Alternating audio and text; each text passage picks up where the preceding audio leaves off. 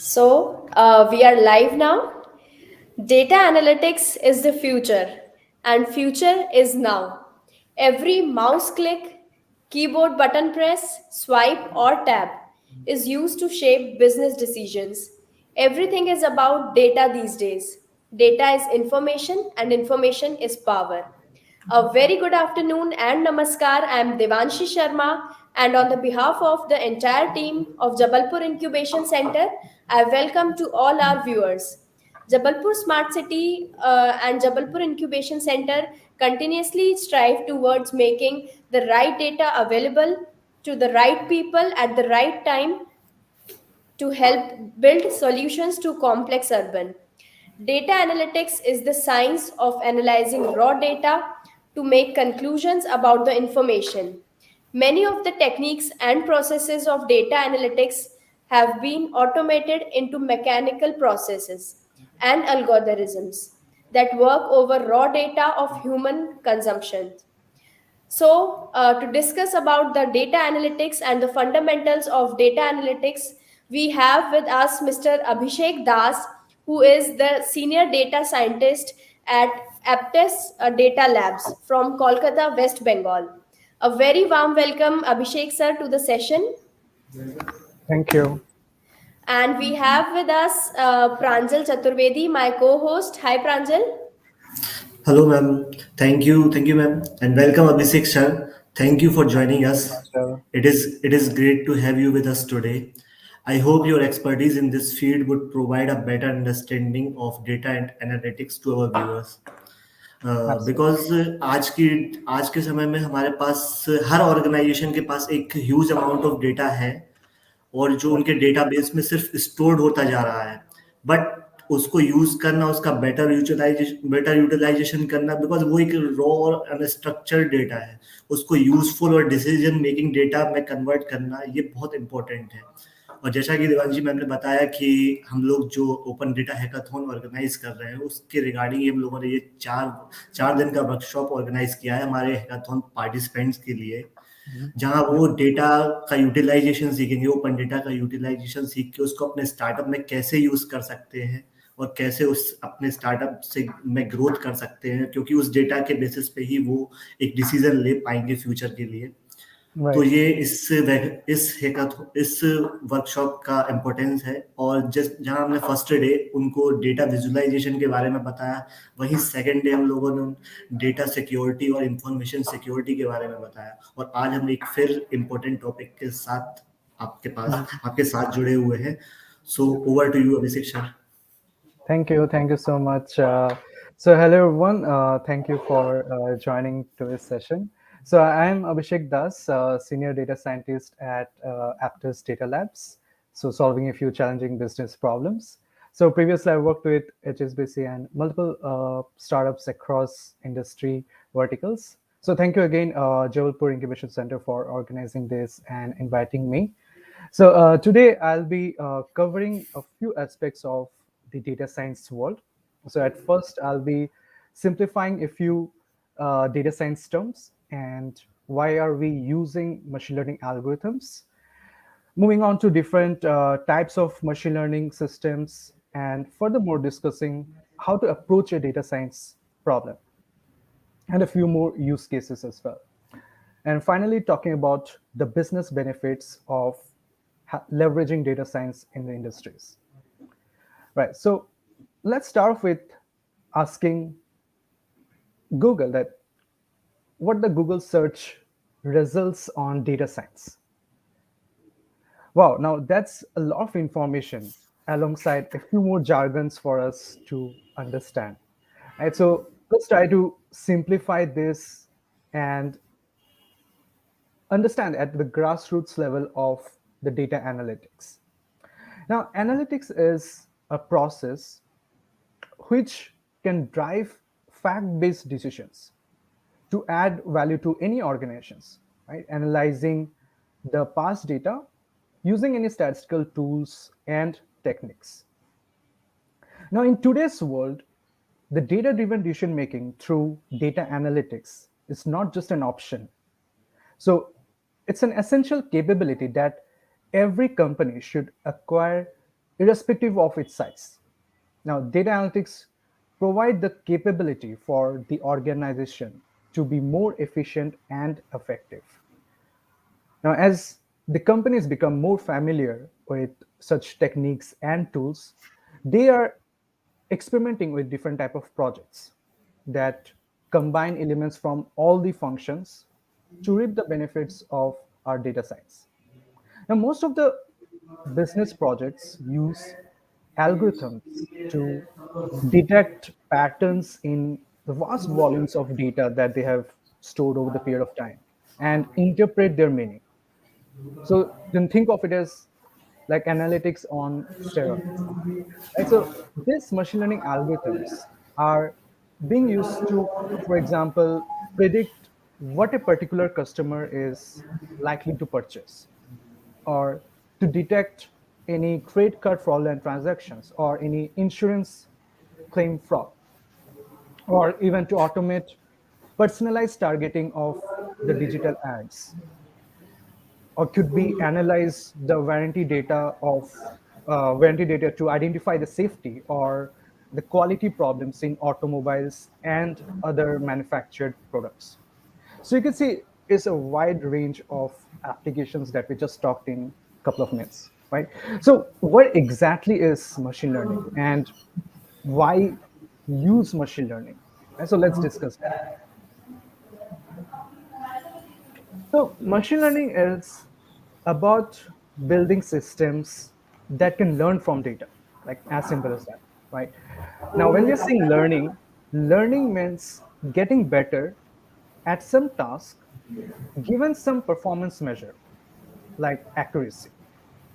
So it's a more of a research field at the intersection of statistics and computer science, like which we also call them as predictive analytics or statistical learning, right? So the applications of machine learning methods, if you see in the recent years, it has become ubiquitous in our everyday life.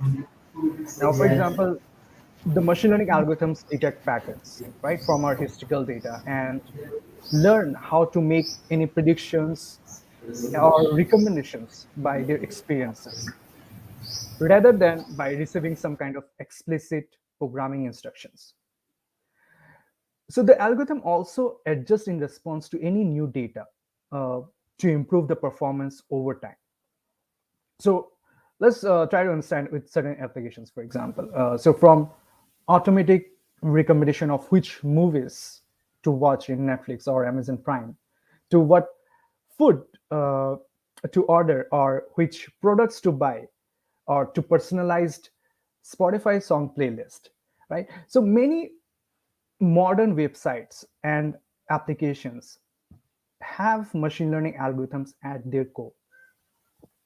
Now, well, when we are again talking about another jargon, deep learning, right? So deep learning is just a subset of machine learning algorithms that can process perhaps a wider range of data resources, be images, videos, any other uh, textual data as well, which requires comparatively less data pre-processing and often produce more accurate results than machine learning algorithms, given like there's some kind of uh, star on both ends, like although it requires a much larger amount of data to do so. All right, so if we do have a sufficient of amount of data and not so it's a kind of huge amount, and machine learning could perform better in such problem scenarios, and it need not to be that we have to go for deep learning only to solve any particular problem statement. So that becomes another myth that people talk about data science. So the important point is that all of them are algorithms, right? So which are nothing but a set of instructions used for solving any business or social problems. Now let's see why machine learning has become quite popular recently, right? Now, in the early days of the intelligent applications, right, many systems used hand-coded rules of if and else, right? If else decisions to process their data or to adjust to the user inputs, right? Uh, You can think of it as even an example of spam filter, right? Whose job is to move the appropriate incoming uh, uh, incoming email messages to a spam folder, right? So you could make up a blacklist of the word list uh, that would result in an email being marked as a spam. Now, this would be an example of using an expert design rule system, right, to design an intelligent application. Now, manually crafting decision rules is feasible for some actions, right? So, particularly those in which humans have a very good understanding of the model. However, using these hand coded rules to make decisions has two major disadvantages. Now, the logic required to make decision is specific to a single domain and task, and changing the task even slightly might require a rewrite of the whole system, right?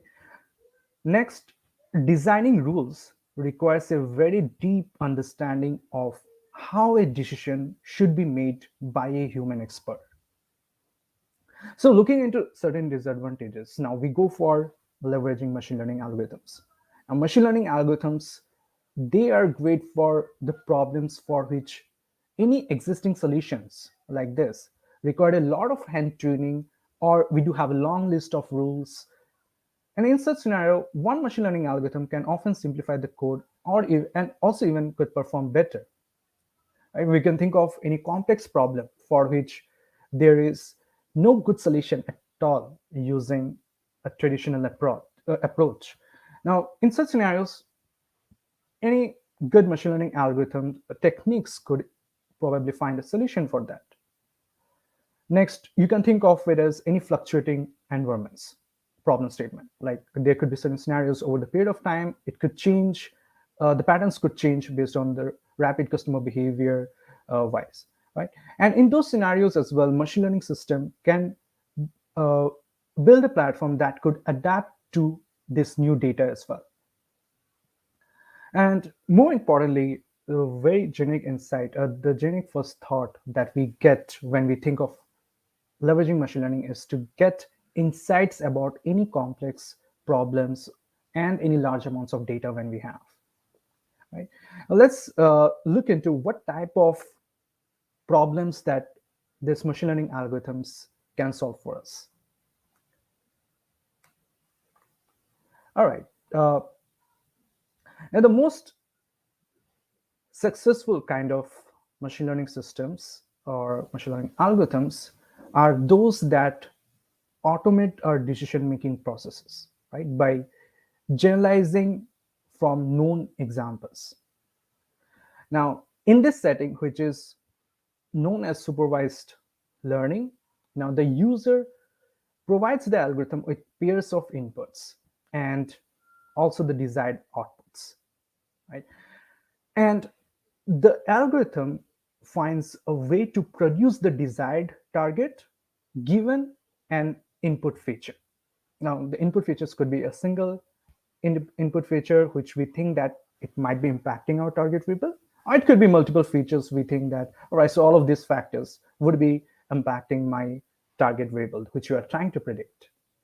So the algorithm is able to create an output for the independent variables it has never seen before without any help from a human. So going back to our spam classification example, which we just talked a couple of minutes back. Now, using machine learning, the user provides the algorithm with a large number of emails, so which we are calling as our input data, together with some information about whether any of these emails are spam or not, right? So which we are calling it as our target variable or output variable. Okay. Now, given a new email, the algorithm will then produce a prediction of whether the new email is spam or not. One kind of application of uh, machine learning algorithm, which we call them as a classification problem. Okay. Now, as we say that the machine learning algorithms that can learn from independent and dependent peers. So we call them as supervised learning algorithms because we have a kind of teacher who provides supervision to the algorithm, right?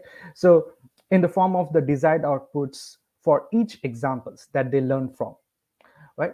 So while creating a data set of input features and targets is often a laborious manual process, right? And the supervised learning algorithms are well understood and their performance is easy to measure as well. Now, another type which we are talking about, this regression problem, right?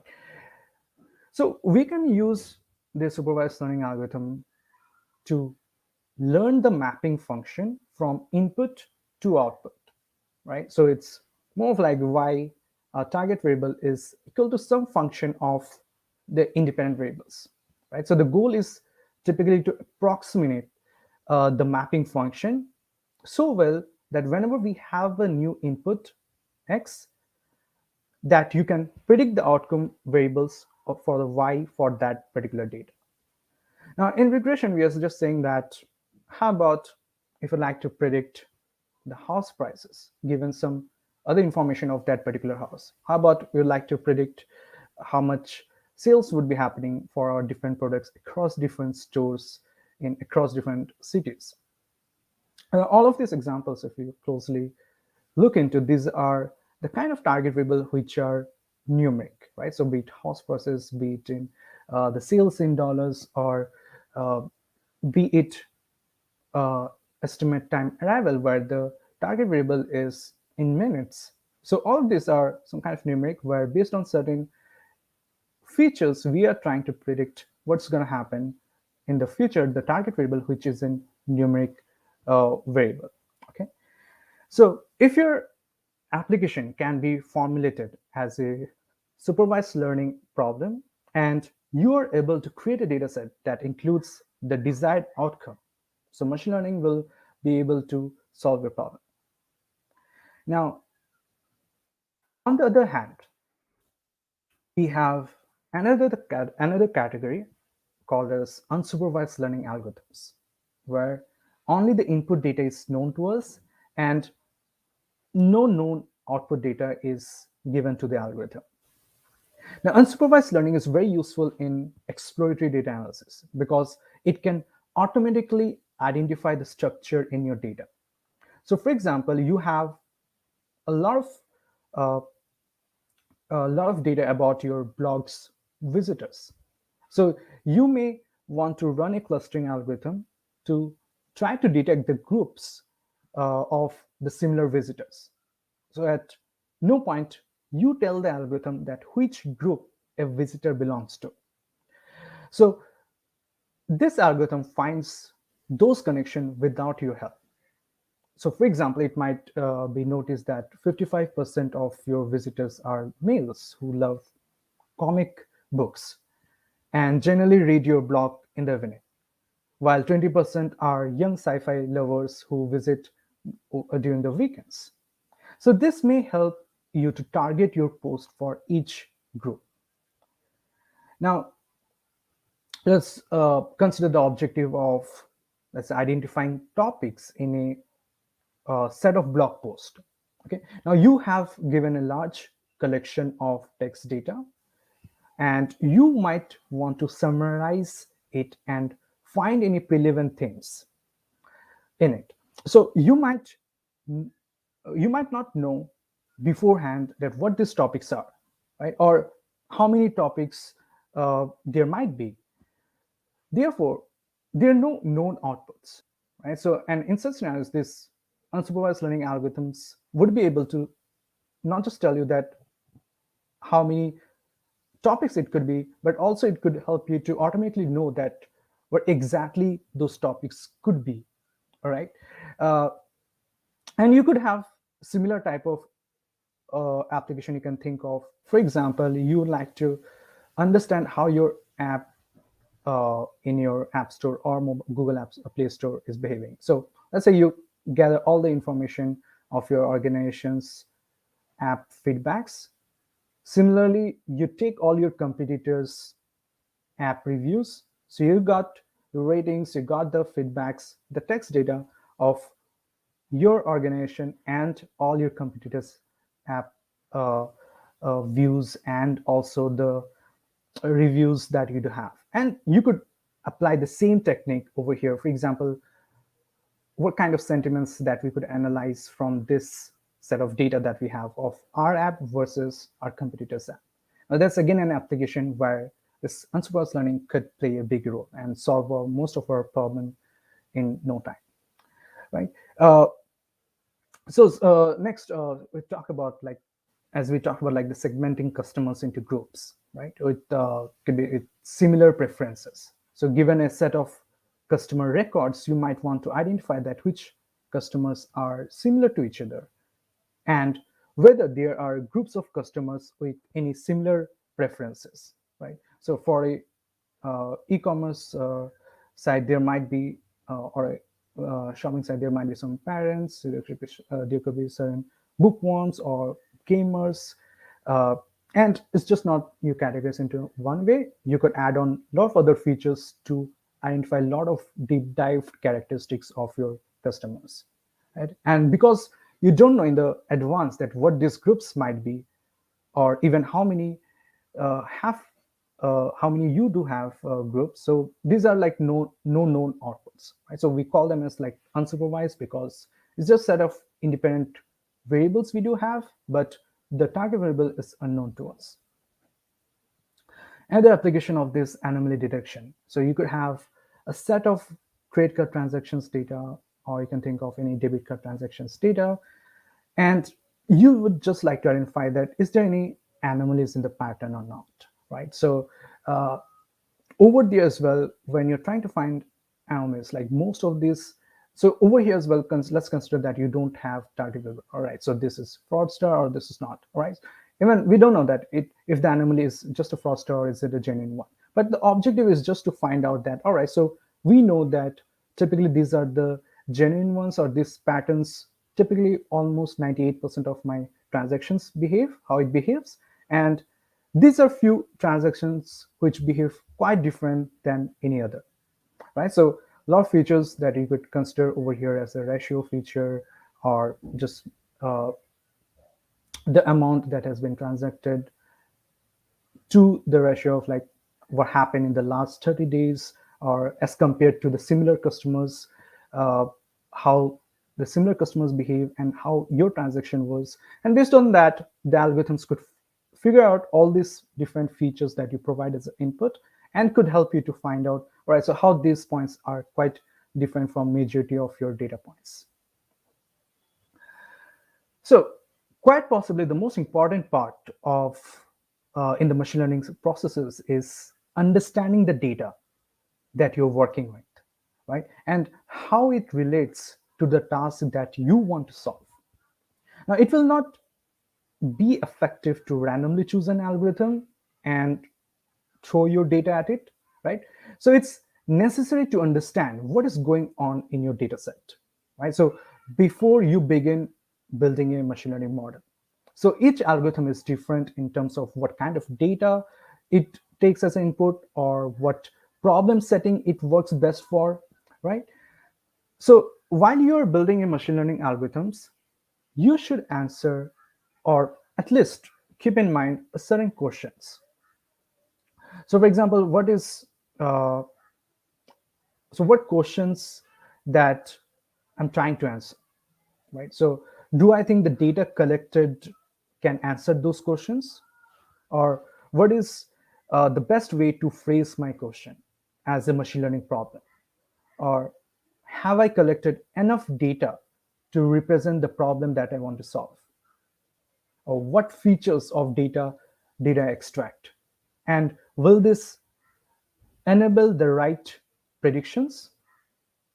Next, you can think of how will I measure the success in my application, right? What kind of KPIs shall I consider? Or how will the machine learning interact with the other parts of the business product? So in a larger context, the algorithms and methods in machine learning are only one part of a greater process. So to solve a particular problem. And it's good to keep the big picture first in your mind at all the time, right? So many people spend a lot of time building complex machine learning algorithms only to find out in the end that they don't solve the right problem. So let's understand that how to approach a data science project. So before we start off any data science project, it's important that we ask a few questions to our stakeholders when solving any data science problem. So the first question to ask is like, what exactly is the business objective, right? So we need to find that how we could frame the problem and look into the big picture, right? As we just talked. So building a machine learning model is probably not the end goal, right? So how does the company expect to use and benefit from this model? Now, this is important because it will determine how you frame the problem, what algorithms you'll use, what performance measure you will use to evaluate your model, and how much effort you should spend tweaking it. So you could get an answer like your model's output will be fed to another machine learning algorithm along with some other signals. So this will determine whether it's worth spending or investing in a particular area or not, right? So certain other questions that you might be interested to know is, have we solved any similar problem before or not? Or has someone else documented solutions to similar problems or not? Or can we reframe the problem in any other way or not, right? Or if we have any current solution, how it looks like, because it would often give you a reference performance as well as insights on how to solve the problem. So it could be like currently it's estimated manually by some domain expert teams. And so the team gathers up-to-date information and they use some complex rules or statistical formula to come up with an estimate, right? And the stakeholders want you to pick up this project, leverage all these latest uh, algorithms, research algorithms, which could minimize this domain expertise effort and give a better accuracy as well. So first, framing the problem becomes important, and to understand, let's say it's supervised or unsupervised. Is it, excuse me, is it a classification or is it a regression problem or something else? So, for example, the sales prediction for e-commerce, as we talked about, like at a product level, you consider, let's say, the features that might be impacting your sales, which could be product categories, holidays, weekdays or weekends, month, year, seasonality, could be the marketing campaigns data, location, and many more. So if you're, or you just want to do some kind of segmenting your customers and finding the best marketing strategy for each of those groups. So answering these questions and framing these questions in the first is pretty much important for any business problems. And because eventually that step makes the rest of your effort quite actionable as well, right? So having all this information with us, we are now ready to start off with designing our system. So a critical part of any machine learning project is to coming up with a good set of features to train on. Okay, so we need to first get the data, right? So we'll list the data which we need and how much we need, right? We document those informations as well, like from where we can get those data. We convert the data into a format that could be easily that we could easily manipulate, right? So this something which we are calling as kind of data discovery phase. Okay, so which we could gather from a combination of some expert knowledge and some initial deep dive into the data log analysis. Now this, when we are saying the data discovery phase, it's an iterative process although. Okay, so it systemizes the use of insights from any data to guide our experts intuition and to identify like what could be the next dimension of data that we could investigate as well. So data discovery phase also helps us to identify if there is any gap between the ideal data that we needed versus the actual data that we have, right? And this is also again a good step, right? Because if few data points are not available, we should just connect with the right team to make sure that, all right, so let's start capturing those informations as well, because we know that this information would be pretty much useful for our machine development model. And moving forward, once we have sufficient amount of data gets captured, we could leverage them into our model as well later on. So that step again is quite useful for us. Now, once we have all this data with us, the next step comes on data preparation. And also, when we talk about data preparation, alongside, you could talk about the data exploration and visualization as well. Now, we need to study each data group, correct? So, for example, what are the column names we have? What kind of data type? What is the percentage of missing values? Or what kind of outliers we do have? So, outliers means the data points which are behaving quite different from majority of our data points, right? So, type of the distributions. So, this could be just the initial understanding about the data structure that we have, right? Now, we might be interested to understand, let's say, what could be the correlations among the features, right? How the features are related to each other. So over here, when we're saying, so while deep diving into this, as we're talking about understanding the data, it also helps us to understand that, all right, so we don't have this particular information, uh, and we wanted to understand this data as well. So which helps us to understand that which data needed is not available as well, right? And it's always good practice that we document whatever we have learned in these steps. Now, understanding the data takes us to the next step of cleansing it. So this is the favorite part of any data scientist, because no one loves to deep dive much into it, but that's where they spend most of the time. Uh, because most of the real-time data, irrespective of how good the way you store your data in your databases, you would still find for any particular business problem statement that you're solving, it's quite messy. So when I'm saying messy, it's unclean, it's not the right structured wise that you want it to have. And that takes you to a lot of data cleansing portion, right? So when we are saying data cleaning, it could be just, let's say, fixing or removing any outlets in the data. It could be based on any missing values that you would like to handle, right? Uh, and for each of these, you could have different statistical ways of handling them. Either you'd like to remove them or you would like to impute them. There could be many different ways of doing this.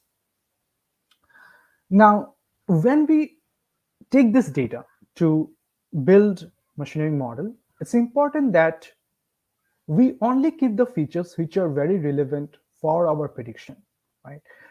Because as the saying goes, like garbage in and garbage out, there's no point of having the features which are not meaningful for our prediction.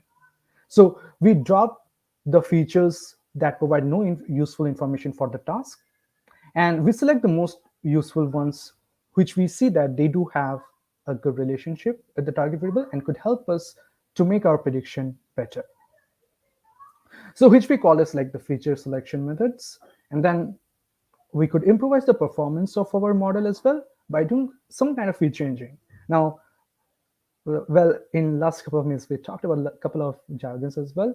So as we talk about like feature selection or the feature engineering, let's say, a feature engineering, so these are the common jargons which we quite often use, which makes people think that it's a lot of complex, but actually it's not. Let's try to simplify those jargons. So over here, we are just trying to, for example, you would like to combine two features using some mathematical relation. So for example, you just like to have feature A and feature B, you'd like to create a ratio feature A to B, right? So you like to keep the feature C, which is equal to A divided by B, and not A and B, let's say, okay?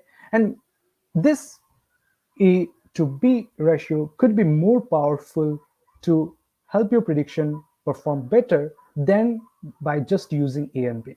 So this is a simple example of how you can think of it as like how you could improvise the performance of a model just by creating some new feature, leveraging your other independent features which you already do have, right? So combining existing features to produce a more useful and a meaningful one uh, could help most of the time. So when we are talking about feature engineering, there could be a lot of other examples as well, like you have a continuous feature, for example, age, right, which could range from 20 to 85, let's say. And instead of using the raw age feature, you try to create a binning of that feature. So binning refers over here like 20 to 30, 31 40, 41 to 50, like this. And let's say 60 plus as senior citizen. So you created a 5 bins out of one numeric feature. So this perhaps could be found that, all right, so this binning feature has good interaction with your target feature then by rather than just using the raw age feature that you had. So you could add some mathematical transformations as well, like the log of the feature or square root.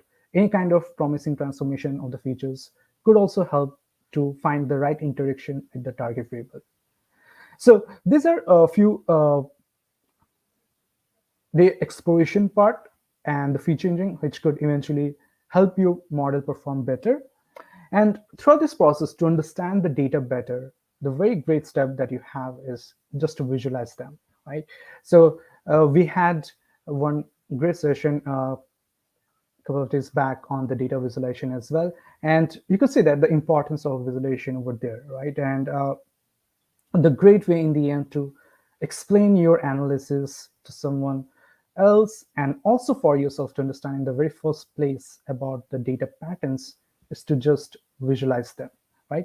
And this is a great step, I would say, that could help you at any stage of your project to just summarize the whole data using a visualization, which could provide much more information than by just looking into in the tabular form, right? So now once we have all this exploration visualization done, we go for the experimentation and the prediction stuff where we build a machine learning model, and it's just not a single model that we like to develop. So there could be multiple models which could uh, be used to solve the same problems, and we call it as experimentation because there's no such kind of problem statement where we could definitely say that, all right, so this is the algorithm which could be only used to solve this problem, right? So we do have multiple algorithms, and every algorithms have their own pros and cons that we need to understand before thinking of like, all right, so these are the algorithms which would be using to solve that problem statement.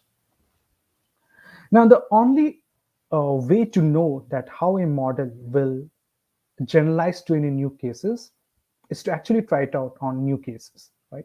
Now, one way to do it is to put your model into production and monitor like how it would be performing. Now, this works well, but if your model is horribly bad, the users will complain, right?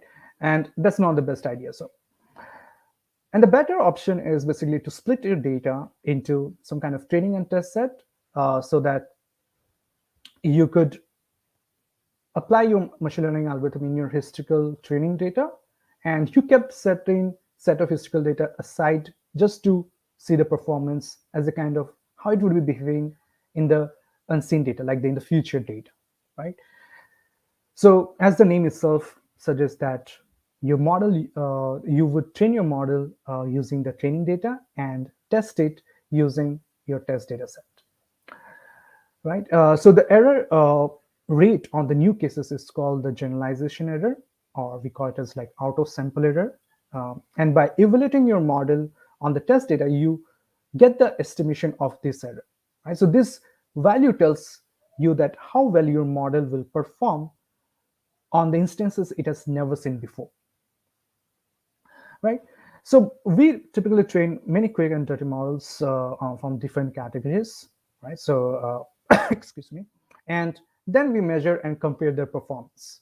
Okay, and perhaps we many times fine tune the hyperparameters that we have on those models using different methods like cross validation and try to improvise the performance of the model. Okay, now let's talk about certain use cases. So when we talk about, well, this machine learning algorithms, they also come up with certain challenges. Okay, so if we do have insufficient quantity of our historical training data to train on, it might not perform quite well. Okay, so it's important that we have sufficient amount of data to train on. Then the poor quality data is another major challenge. It's very much important that we spend time in getting the right data, or whatever data that we have, we modify the data in the right format, because uh, the better the data that we provide to the model, better the output we could expect as well. So it's not always that we say that, all right, so the choice of the machine learning algorithm matters.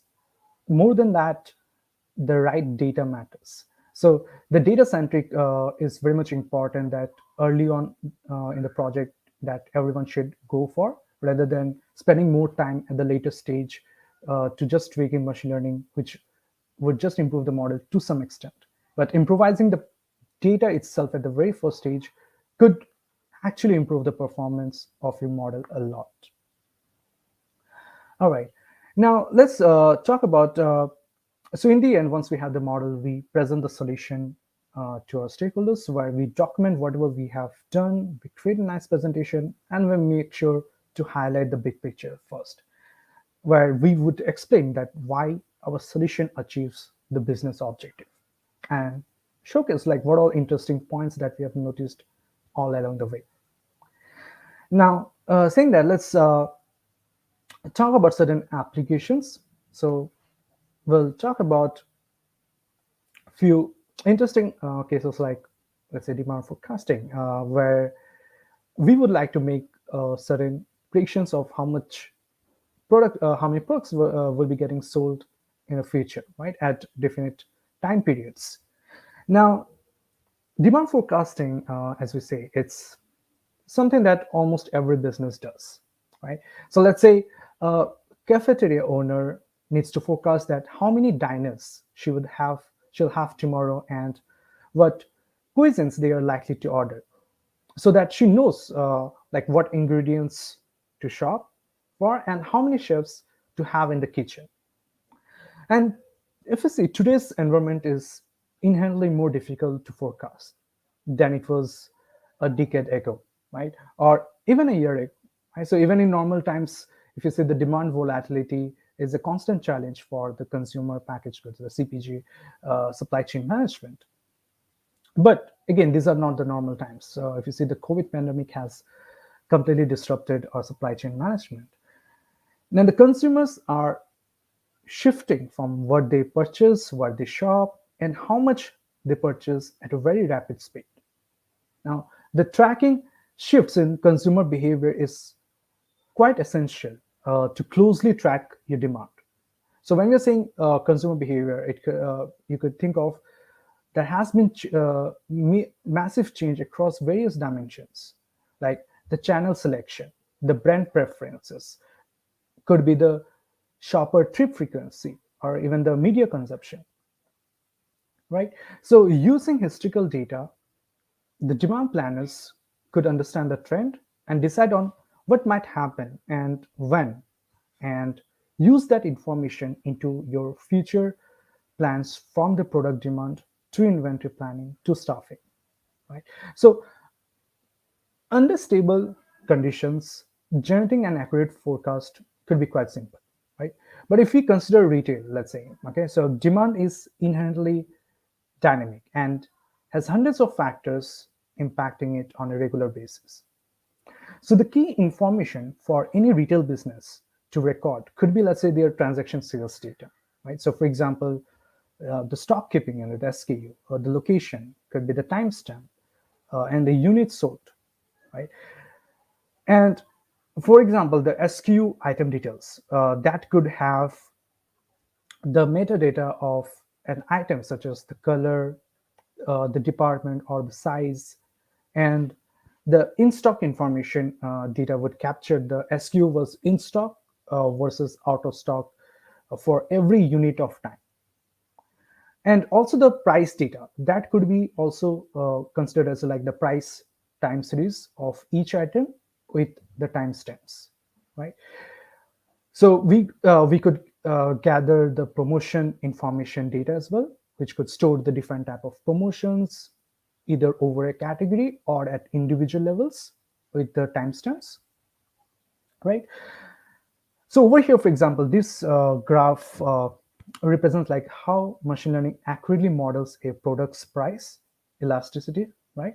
We could see that this is highly beneficial as a part of promotion forecasting, right? As well as when optimizing the markdown prices to clear out the stock before your end of sale.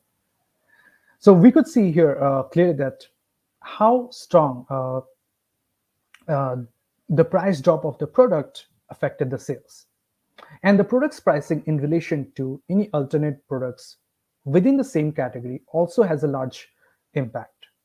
So within the same category, when the product hits the lowest price, right, so the demand for the product also increases rapidly. So the machine learning makes it feasible and makes it quite simple to consider a product's price positioning. Okay, all right. So if we now consider, let's consider certain external factors also. So it's not all the time that we consider only the internal sales data or what's happening inside the organization. There could be certain external factors as well, which is very important to rightly capture in your machine learning model. So let's look into those external factors that could impact your demand.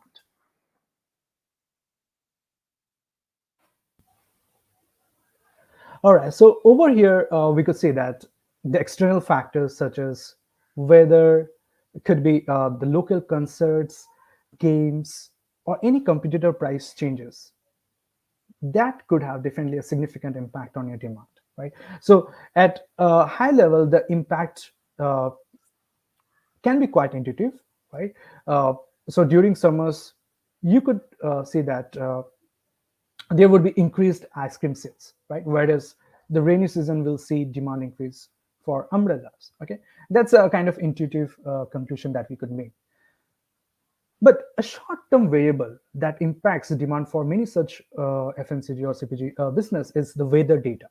Okay, so for example, excuse me, there's a company which sells ice cream. Okay, uh, and they may already know that the demand for their products rises with the summer heat waves, right? And using this machine learning technique, one such company just identified that if the temperature, uh, if the winter temperature warm by 3 to 5 degrees Celsius, people buy 30% more ice cream that day than they did the day before. Now that's a new insight, right? That would affect the forecast as well as supply. So you could say that in such one of a scenario, the patient couldn't make without considering the right signal, right? And something that which improvised it actually capturing the right information in our machine learning model. So this graph basically illustrates the comparison of the forecasting without using our weather data versus using weather data as a signal in your machine learning model. So we could have like such kind of other factors as well, like the news, events, social media post that provides better understanding of the customer sentiments, which help in improving decision making, right? And there could be uh, other factors like national as well as local policies and the actions like the business closure or the lockdowns, unlockdowns, COVID hotspots. So all these factors does impact, which capturing rightly impacts the demand planners to correctly make the right predictions. Okay. Now let's talk about another cool use case of ETA prediction. All right, so transparency in any transport processes is very important, right? Especially for if you look into the transport companies, because they would like to improve the internal processes and to be able to compete for the customers. And one important feature element to increase that transparency is reliable, up to date, and accurate arrival time prediction, right? Which we call it as like estimated time arrival (ETA). And most of the navigation applications, if you see today, they offer this ETA as an uh, add-on feature as well, right? If you look into many on-demand logistic companies such as Uber, Ola, Lyft, uh, any of such organizations, they display their predicted ETA for enhanced customer experience. And when it's end customers looking into those ETA, it's very much essential for those companies to make them as uh, realistic as possible, right? So there are a lot of factors that gets into this machine learning model before we see the right ETA into our in our mobile apps. So for example, in this figure, you could see there's a linear relationship between the distance covered and the total time taken for the task, right? And it's also crystal clear that there are few rides, which are marked in a red color, that took drop within longer time to drop off within a few kilometers itself, right? So this noises in the data should be taken care of. Either could be removed or do some kind of imputation methods to make the predictions perhaps better. Okay. Now, in such scenarios, also like engineering new features influence like the predictive models by understanding the underlying problem, right? So how, let's say, Google Maps determine ETA, right? So like in similar products, for example, Google Maps ETA are based on a variety of things, like depending on the data that's available on that particular area. So which could range from, let's say, the official speed limits, could be recommended speeds, like the speeds delivered from that particular road type, could be historical average speed data over the certain time period, let's say just averages at a particular times of the day, right? Could be, let's say, actual travel times from the previous users, and also the real-time traffic information, right? Now, but there could be certain use cases where this Google ATM might not be a good fit. So, for example, the delivery time relies.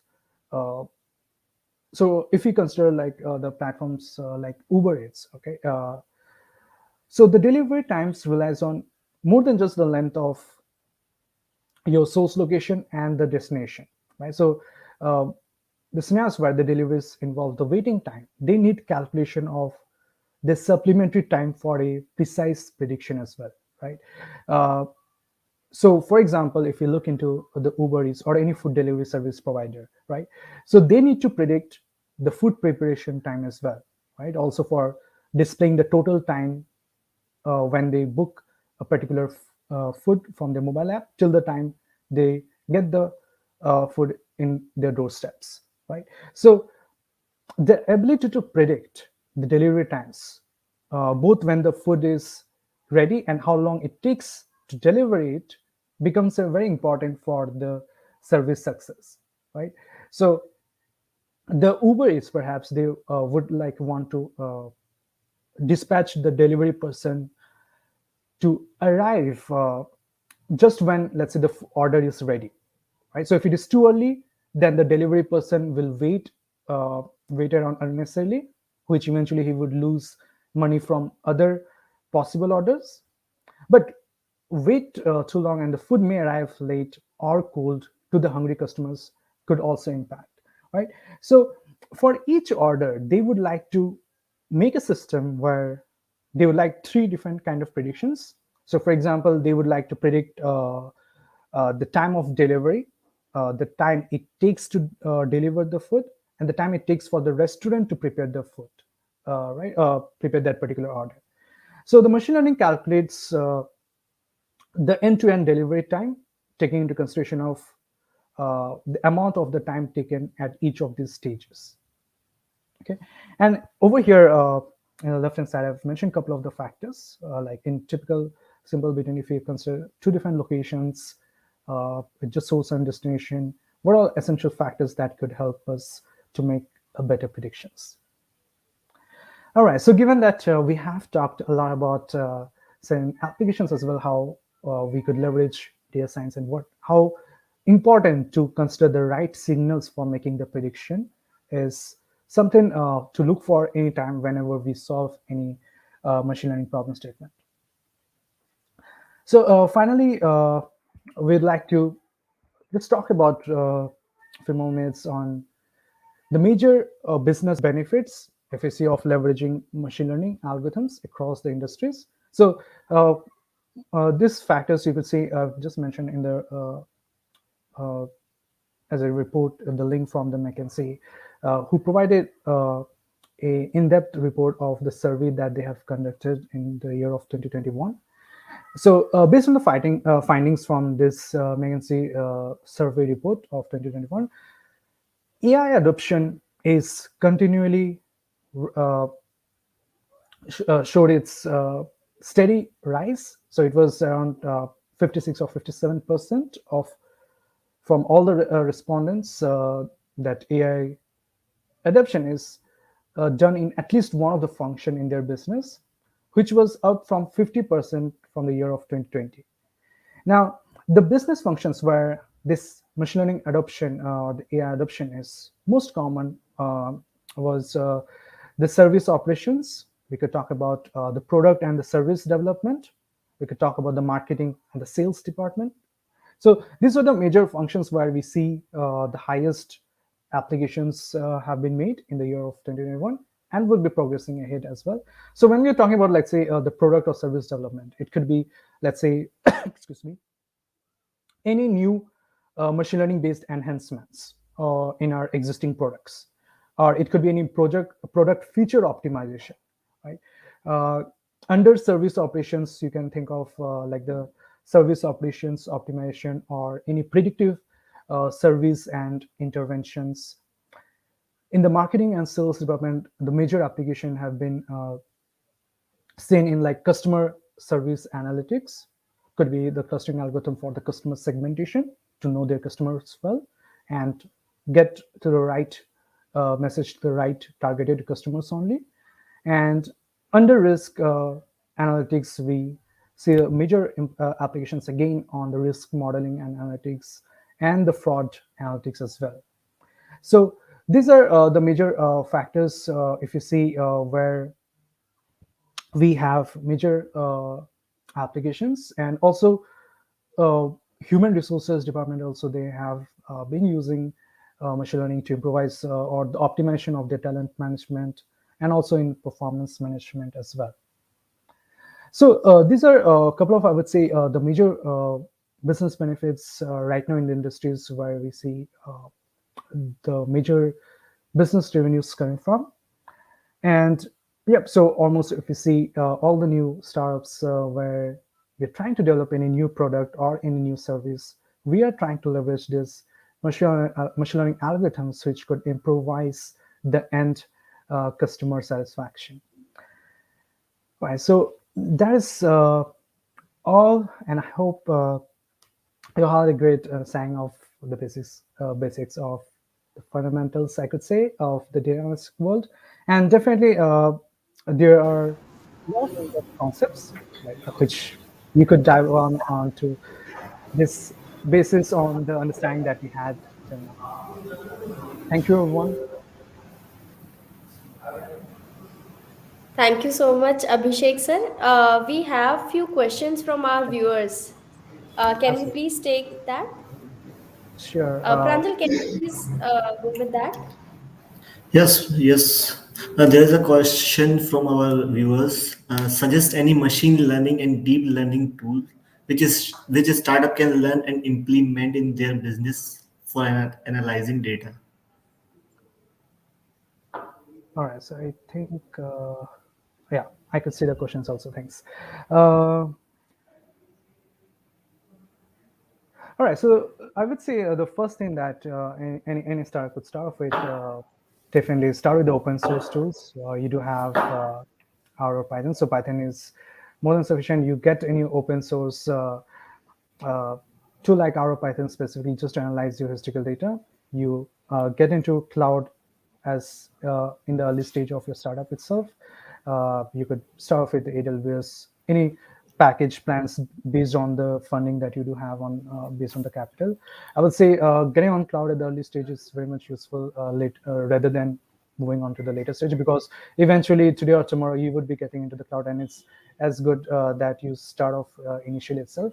And this is a kind of many times becomes a wrong uh, belief that we think that, all right, so as we just start off with a startup, this long time that we get the data and get into machine learning applications, it's always a good practice that as fast that you capture the data and start off applying those data itself in some form to improvise your performance. So you need not to wait just that, all right, so I need to have 1,000 customers or 1,000 data points to start off my first ML model or first BI tool.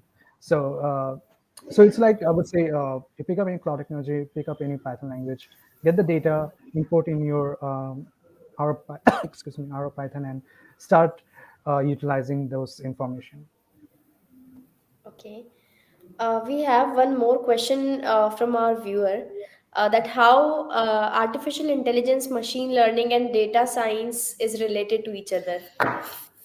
All right, so this, I would say, a good question. Now, over here, when we see AI, so AI is the most broad term where you can see that as a human level thinking process. For example, we talk about the computer vision applications, for example, okay, or any expert systems stuff, which could be considered as AI, all right? So where which takes very split of seconds for human mind to get understanding of that particular information, but we need, let's say, an algorithm does that job, all right? So advanced level OCR, even if you consider, all right? So where I would say such kind of concept could be at a broad level called as AI, but overall, again, now the subset of that you could call it as machine learning. Now in the industries right now, these terms are used very much interchangeably, right? So we build the machine learning problem as it is a subset of AI. We call it as like AI driven solutions that we have made, right? So we don't, when it goes for funding, when we goes for any presentations, we go for saying that, all right, so we are uh, leveraging AI to solve the problem. Okay, so we don't use the right terminologies as a definition wise. So we typically call even the ML solutions as the like AI solution, and it's not wrong, incorrect to say that, because again, it's just a subset of AI, so it could be used that jargons as well. And when we again talk about data science, so ML is again, or AI, all of this could be considered as a subset of data science, because data science does not restrict you to only machine learning algorithms, because you could also consider all this data extraction, understanding the business problem, be it analyzing some data using some descriptive or diagnostic analytics, providing the solution. That could be marked as data science. You leverage machine learning as well as a part of the solution. That also falls under data science. So I would say these are more of like subsets of each and other. Like you call data science as a broad field, AI as one where you call also robotics falling under that. So broad field where it could be rule based, it could be ethos, it could be expert systems, it could be machine learning, everything all together. Uh, you could call it ZI. Subset of that as the machine learning, where you could say you're taking historical data, making some prediction using certain algorithms. And a subset of that, again, of that machine learning, you could call it as a deep learning algorithms, as I was talking about that. All right, so you take the problem segments of the data with images or the voice or the sound or the audio music. So all of this typically would fall under uh, deep learning algorithms who could solve it better, I would say rather. And when it comes to tabular data, where you have the rows and columns, unless you have very huge amount of data, I would say sticking to the machine learning itself would suffice. But in case if you have, let's say, billions of data, in those cases only, in the tabular data, the deep learning would outperform your machine learning. So it's not needed that every problem has to be solved just by using deep learning. So machine learning could suffice if you have just sufficient amount of data, unless it's very huge where you have to handle by deep learning. Till that time, it's sufficient to go ahead with the machine learning itself.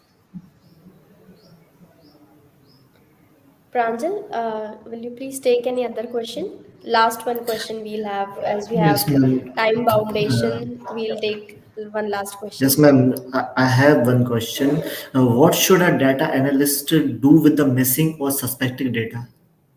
Okay, so there are multiple reasons where we could have any missing data. So there could be the genuine reasons because of which we don't have any data. Okay, so for example, if you talk about you do have data set at the customer level of transactions data. Okay, and let's say the customer did no transaction in that month, and you have the data at a monthly level, all right, and you do have another column like how much transaction amount it was. So if you take this simple example where you have the transaction counts he did, like number of debit transactions or credit transactions he did in that 1 month, and also the amount. Okay, so he did 5 transactions. What was the total 5 transaction amount? Okay, the summation of the 5 transaction amount. Now, when the customer didn't do any transaction, okay, and let's say in your data it came as missing value, and if you blindly, right, let's say you have 80,000 transaction observation, 80,000 customer records, and at a monthly level you have the data, and you just do, let's say, the missing value count of the transaction amount, and you get some missing value, right? So some, let's say, 500 missing values you have. Okay, uh, now there could be some genuine missing values, like the customer did 3 transactions, but we don't have any amount of the transaction amount. Okay, uh, on the other hand, there could be scenario as well in the transaction amount missing value where you see that the customer didn't do any transaction only, so it's zero. So it's very important whenever we think of like handling any missing value, we understand that how is there any relationship between those column and other. So if we impute some value on the transaction amount, right? So for example, you imputed with 500 rupees, okay? But when the customer didn't do any transaction itself and you imputed with 500 rupees, and it's absolutely meaningless, your whole analysis prediction also would be based on this data itself. And you could imagine that how important is to take care of this missing value correctly. So if it is zero transaction, you impute it zero transaction amount, right? Makes sense. And now when you have, let's say, again missing values for the other data points, now you could think of, let's say, binning it. Let's say you have the transaction amount of someone who did just 3 transactions and someone who did 20 transactions in a month would be very different, right? And keeping a same value for a guy who did just 3 transactions and someone who did 20 transactions would be unfair, right? So you could say that, all right, so if I have missing value for 3 transactions, so I would take the average of like 1 to 5 transactions who did.